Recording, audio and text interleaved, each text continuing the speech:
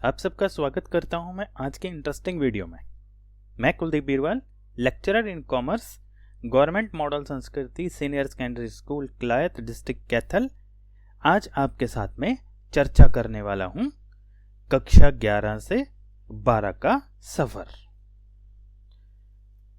आज हम चर्चा करेंगे जो हम सीख कर आए हैं और वर्तमान कक्षा में हम क्या सीखने वाले हैं। इस चर्चा को मैं 3 हिस्सों में बांट रहा हूं।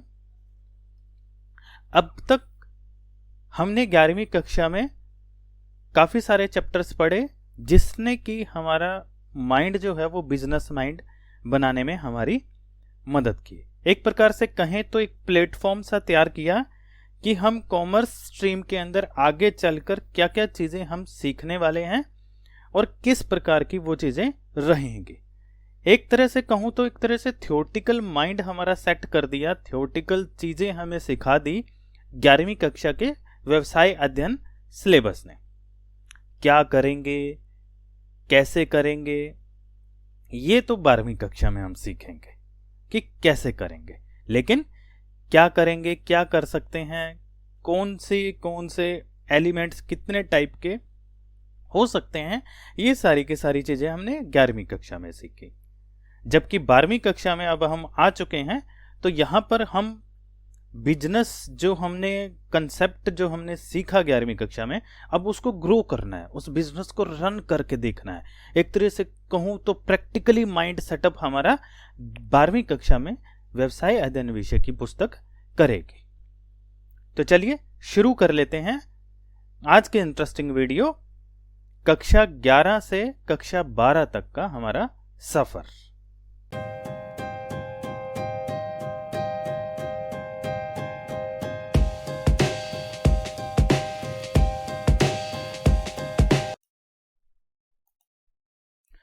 तो आज हम क्या चर्चा करेंगे, पिछली कक्षा में हम क्या सीख के आए हैं, यानी कि 11th कॉमर्स में हमने क्या सीखा, वर्तमान कक्षा में हम क्या सीखेंगे। यानी 12th क्लास में अब हम हो गए हैं तो 12th क्लास में हम क्या क्या चीजें बिजनेस स्टडी के अंदर सीखने वाले हैं और पिछली कक्षा में सीखा हुआ वर्तमान कक्षा में कैसे काम आ सकता है। तो पहला और तीसरा पॉइंट इकट्ठा चलेगा और जो दूसरे वाला पॉइंट है वो अलग से चलेगा।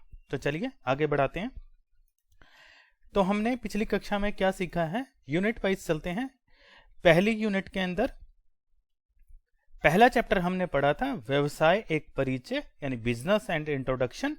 उसके अंदर हमने जाना था कि व्यवसाय एक ऐसी आर्थिक क्रिया है जो निरंतर यानी लगातार वस्तुओं और सेवाओं का उत्पादन और विक्रय से लाभ कमाने के उद्देश्य से की जाती है। ठीक है, लगातार चलनी चाहिए और उद्देश्य लाभ कमाना होना चाहिए। ये हमने पहले चैप्टर के अंदर की बिजनेस क्या होता है, इस तरह के कंसेप्ट जो है वो हमने समझने का प्रयास किया ताकि हमारा माइंड, जो हमने कॉमर्स स्ट्रीम ले ली है, हमारा माइंड थोड़ा सा बिजनेस माइंड होना शुरू हो जाए। फिर हमने साथ के साथ व्यवसाय वाले चैप्टर में ही उसके उद्देश्यों को भी हमने समझ लिया था। फिर उसके बाद में सेकंड चैप्टर में हम गए तो वहां पर हमने व्यवसायिक क्रियाओं का वर्गीकरण हमने किया था। वहां पर हमने उद्योग क्या होते हैं, वाणिज्य हम किसे कहते हैं और व्यापार को हमने समझा था। तो एक तरह से हमने 3 हिस्सों में इसका वर्गीकरण हमने व्यवसायिक क्रियाओं का जो है वो हमने किया और उनको डिटेल में समझने का प्रयास किया। फिर उसके बाद में हमारा इस यूनिट का आखिरी चैप्टर था व्यवसायिक जोखिम, यानी बिजनेस रिस्क। लास्ट ईयर बच्चों कुछ चैप्टर जो है वो हटा दिए गए थे क्योंकि हमारे पास उतना समय नहीं था पढ़ने के लिए कि हम सारे के सारे टॉपिक्स को हम पढ़ सकें। लेकिन इस वाली वीडियो में मैं थोड़ा सा उनके बारे में ब्रीफ सा बता दूंगा। तो व्यवसायिक जोखिम, बिना जोखिम उठाए तो प्रॉफिट नहीं कमाया जा सकता, कॉमर्स के अंदर बड़ी ही पॉपुलर बात है। तो अंतिम पाठ में हमने व्यवसायिक जोखिम को हमने समझा और व्यवसायिक जोखिमों के कारण को भी समझने का प्रयास किया। 12वीं कक्षा में हम व्यवसायिक वातावरण नामक टॉपिक के ऊपर और अधिक चर्चा करेंगे और वहां इस व्यवसायिक जोखिम को हम ऐसे एनवायरनमेंट में क्रिएट करने की कोशिश करेंगे जहां पर हम कम जोखिम उठाते हुए अत्यधिक लाभ कमा सकें। फिर हमारी सेकेंड यूनिट शुरू हुई थी और सेकेंड यूनिट में हमने जो चैप्टर पढ़ा था वो था व्यवसायिक संगठन के प्रारूप, यानी कि किस किस प्रकार के व्यवसायिक संगठन हो सकते हैं। उसमें हमने मुख्य रूप से चर्चा की थी एकाकी स्वामित्व की। एकाकी स्वामित्व का मतलब बच्चों क्या था? जहां पर व्यवसाय का स्वामी एक व्यक्ति है, ठीक है, इसीलिए उसका नाम हमने एकाकी स्वामित्व रखा है। एक ही व्यक्ति व्यवसाय को रन करता है, चलाता है, वही सारा जोखिम वही उठाता है, लॉस होता है तो भी उसी का होता है और लाभ होता है तो कोई हिस्सेदार नहीं होता, वही अकेला व्यक्ति उस व्यवसाय का स्वामी होने के कारण पूरा लाभ लेता है। फिर साथ ही साथ हमने संयुक्त हिंदू परिवार व्यवसाय की भी चर्चा की, जिसमें पूरा परिवार मिलकर व्यवसाय चलाता है। जो परिवार का मुखिया होता है वो व्यवसाय का स्वामी के रूप में होता है, जोखिम उठाना उसकी जिम्मेवारी रहती है, और जब तक वो रहता है तब तक बाकी सदस्य जो है वो कम जोखिम के भागीदार रहते हैं, और पूरा परिवार मिलकर एक तरह से पैतृक व्यवसाय के रूप में व्यवसाय को चलाता है। फिर साझेदारी संगठन जो है हमने पढ़ा, जिसमें 2 या 2 से अधिक व्यक्ति मिलकर लॉस, प्रॉफिट और जो रिस्क वगैरह फैक्टर हैं वो अपनी अपनी हिस्सेदारी के हिसाब से बांटने के लिए रजामंद होते हैं। फिर उसके बाद में हमने पढ़ा था सहकारी समितियां भी हमने पढ़ी और कंपनी संगठन भी हमने पढ़ा, जहां पर कंपनी जो है वो शेयर्स इश्यू करती है, डिवेंचर्स इश्यू करती है, जिसका +2 क्लास में हम बहुत ही ज़्यादा डिटेल में अकाउंटेंसी में भी और बिजनेस स्टडी में भी हम कंपनी के बारे में पढ़ने वाले हैं। तो ये जो 5 मुख्य रूप से हमने 11th क्लास में पढ़े थे, इन सभी को बढ़िया तरीके से कुशलता पूर्वक किस प्रकार से हम जो है वो चला सकते हैं इन सभी संगठनों को, वो सारी की सारी चीजें हम 12वीं कक्षा के अंदर सीखने वाले हैं। जैसे प्लानिंग किस प्रकार से की जाती है, स्टाफ कौन सा मुझे चाहिए, भर्ती किस प्रकार से की जा सकती है, तो ये सारे के सारे जो है वो हमने इन चीजों पर जो है वो 11th क्लास में चर्चा कर ली थी। साथ ही साथ हमने निजी क्षेत्र, सार्वजनिक क्षेत्र और मिश्रित क्षेत्र भी हमने पढ़ लिया था। इसके लिए अलग से चैप्टर भी आया था हमारे पास में 11th क्लास में। फिर यूनिट दूसरे में ही दूसरा जो महत्वपूर्ण जो टॉपिक था वो था व्यावसायिक संगठनों के प्रारूप का चयन हम किस प्रकार करें। प्रारूप का चयन करते समय कुछ कंडीशंस हमने पढ़ी थी, जैसे आपको याद होगा पूंजी की आवश्यकता एक कंडीशन थी, पूंजी अधिक है तो फिर मैं अलग प्रारूप का चयन कर सकता हूं, पूंजी कम है तो मैं अलग प्रारूप का चयन कर सकता हूं। सरकारी नियंत्रण वाला एक महत्वपूर्ण पॉइंट था, और स्वामित्व वाला तो रहेगा ही। तो ये 5 जो हमने पढ़े थे, इसमें आप स्वामित्व भी समझ सकते हैं। कंपनी संगठन में तो अंशधारी कंपनी के असली मालिक होते हैं, साझेदारी संगठन में जिस साझेदार का जितना हिस्सा होता है वो उतना ही साझेदारी संगठन में लाभ का भागीदारी होता है, ठीक है। तो इस तरह की चीजें हमने पढ़ी थी। इसी पाठ में हमने व्यवसाय प्रारंभ करते समय किन किन बातों का महत्वपूर्ण रूप से ध्यान रखना चाहिए वो सारी बातें भी हमने पढ़ी। तो बच्चों यूनिट 2 पूरा होते होते हमारा माइंड जो है वो बिजनेस माइंडेड बनना शुरू हो गया था। हमने व्यवसाय का अर्थ भी समझ लिया था, हमने व्यवसाय जोखिम को भी समझ लिया, हमने कितने कितने प्रकार के व्यवसाय शुरू किए, किस किस प्रकार से व्यवसाय शुरू किए जा सकते हैं, वो सारी चीजें भी हमने पढ़ ली थी। और ये जो व्यावसायिक संगठनों के प्रारूप हैं, इनका चयन हम किस प्रकार से करें और क्या क्या कठिनाइयां हो सकती हैं, वो सारी की सारी चीजें यूनिट 2 के खत्म होते होते हम ये सारी चीजें समझ चुके थे। 11वीं कक्षा में बच्चों ऑलमोस्ट जो है वो क्या करेंगे, क्या कर सकते हैं, या कोई भी चीज कितने टाइप की हो सकती है, इस तरह की चीजें ज्यादा हमने पढ़ी थी। बिजनेस माइंड सेटअप करने का एक उद्देश्य है, एक प्लेटफॉर्म सा तैयार करता है, थ्योरेटिकल वर्क ज्यादा रहा। वहीं अगर मैं +2 की बात करें तो व्यवसाय को ऑपरेट किस प्रकार से करते हैं, यानी चलाना किस प्रकार से, मिनिमम कॉस्ट कैसे लेके आए, अच्छे ढंग से उसका मैनेज किस प्रकार से करें, एक तरह से कहें तो प्रैक्टिकली किस प्रकार से परफॉर्म करनी है। ये सारी की सारी चीजें जो हमने 11वीं कक्षा में पढ़ी हैं, या फिर कहें कि बिजनेस को ग्रो किस प्रकार से करना है, उसकी ग्रोथ किस प्रकार से हो, ये सारी की सारी चीजें 12वीं कक्षा में हम पढ़ेंगे। फिर हम यूनिट 3 की तरफ बढ़ते हैं।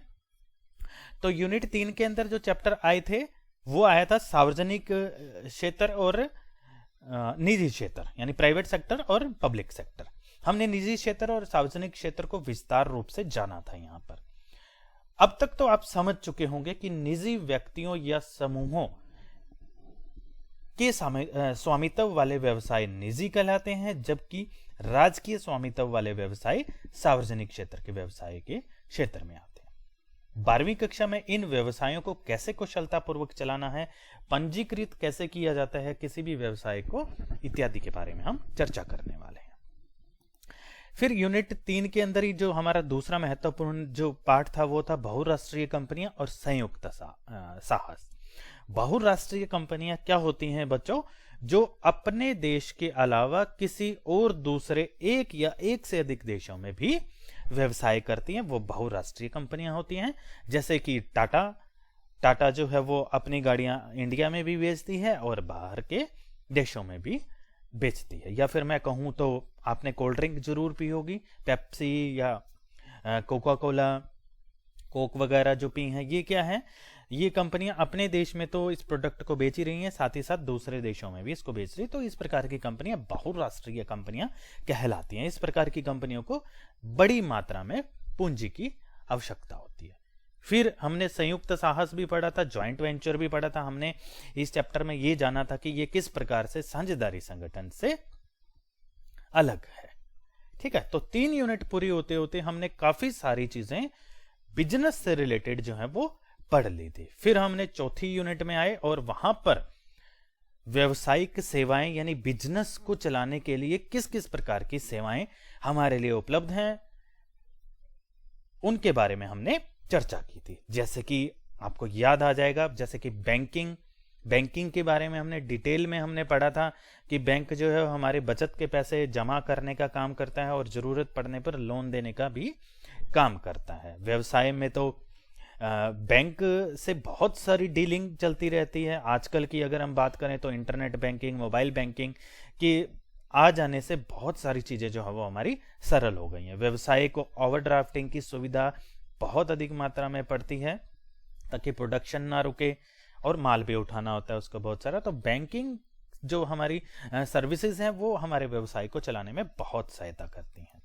फिर बीमा, हमने जोखिम वाला पार्ट पढ़ा था पहले यूनिट में। तो बीमा जो है उस जोखिम को कम करने के काम आता है। इंश्योरेंस कंपनियां हमारे से थोड़ा सा मुआवजा लेकर और हमारे जोखिम को अपने ऊपर ले लेती हैं, अपने सहन करने, अपने लिए उनको ले लेती हैं। बहुत सारे लोग बीमा करवाते हैं, अगर किसी को जोखिम हो जाता है तो वहां पर बीमा कंपनी उस जोखिम के लिए मुआवजा देती है।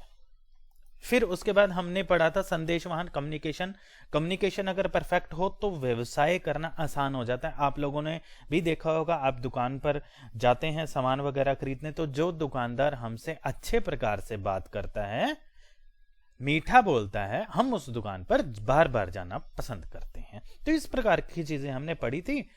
और फिर उसके बाद में हमने संग्रहण के बारे में भी पढ़ा था।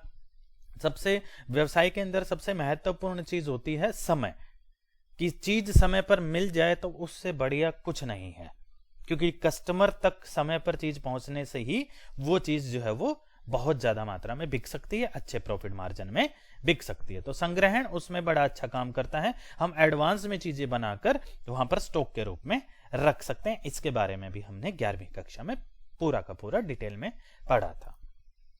हमने यातायात ट्रांसपोर्ट के बारे में भी जाना कि व्यावसायिक सेवाओं में महत्वपूर्ण है ट्रांसपोर्ट, क्योंकि सामान को इधर से उधर ले जाने के लिए तो हमें ट्रांसपोर्ट की आवश्यकता पड़ेगी। तो ये पांचों के पांचों हमने थ्योरेटिकल रूप से जान लिए। +2 में आकर हम इन सारी चीजों का प्रैक्टिकली किस प्रकार से हम प्रयोग करने वाले हैं, या हमारे व्यवसाय में कैसे कैसे इन चारों पांचों चीजों का कैसे प्रैक्टिकली हम यूज करेंगे, अच्छे प्रकार से यूज करेंगे, वो हमें 12वीं कक्षा में सीखने को मिलेगा।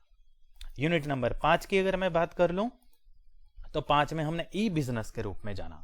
पिछले कुछ सालों से इलेक्ट्रॉनिक बिजनेस, इलेक्ट्रॉनिक बैंकिंग, ई बैंकिंग, ये सारे कंसेप्ट जो है बहुत तेजी से जो है वो फैले हैं। फिर जैसे कि कहें तो जैसे ऑनलाइन हम शॉपिंग करते हैं आजकल, सेलिंग परचेजिंग ऑनलाइन हो गई है। अमेजन आपने सुना होगा, फ्लिपकार्ट आपने सुना होगा। ये कुछ ऐसे मैंने 2 एग्जांपल दिए हैं जो ऑनलाइन बिजनेस में बड़ा जबरदस्त जो है वो काम कर रहे हैं। तो हमने उसके डिटेल में पढ़ा था, प्लस 2 में जाकर हम इसको प्रैक्टिकली करना सीखेंगे। फिर इसके साथ साथ सेवाओं का बाह्यकरण, आउटसोर्सिंग ऑफ सर्विस। आप सब समझ गए थे कि सारा का सारा व्यवसाय के अंदर आने वाली चीजें, जिसमें सर्विसेज भी शामिल हैं, जिसमें रॉ मटेरियल भी शामिल है, वो सारा जरूरी नहीं है कि जब हम व्यवसाय शुरू करें वो सारे के सारे काम हम अपनी तरफ से करें। मान लीजिए हम शू फैक्ट्री लगाते हैं, जूता बनाने की फैक्ट्री लगाते हैं, तो ऐसा जरूरी नहीं है कि रॉ मटेरियल भी मैं ही प्रोड्यूस करूं, फिर फाइनल प्रोडक्ट भी मैं प्रोड्यूस करूं, फिर ट्रांसपोर्ट की फैसिलिटी भी मेरी खुद की हो, फिर मार्केटिंग की फैसिलिटी भी मेरी खुद की हो। ऐसा बड़ी पूंजी होने पर तो किया जा सकता है, लेकिन कम मात्रा में पूंजी होने पर हम क्या करते हैं, इस तरह की सुविधाएं बाहर से ले लेते हैं। मार्केटिंग वाला मैंने चर्चा किया, प्लस 2 के अंदर पूरा का पूरा एक बड़ा पोर्शन जो है मार्केटिंग का है, जिसमें मार्केटिंग मिक्स, पर्सनल सेलिंग वगैरह, ये कुछ ऐसे टॉपिक हैं जो बहुत ही इंटरेस्टिंग है, और वहां हम सीखेंगे कि कैसे हम प्रोडक्ट को आसानी से मार्केट में बेच सकते हैं।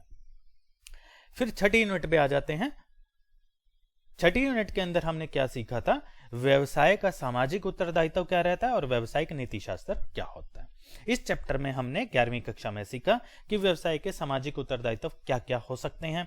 उसको ऐसे प्रोडक्ट समाज के लिए बनाने चाहिए जो जनता के लिए उपयोगी हो, प्रदूषण वगैरह कम फैलाना चाहिए, कस्टमर के साथ धोखाधड़ी वगैरह नहीं करनी चाहिए। इस प्रकार के नीति शास्त्रों की हमने बात की थी।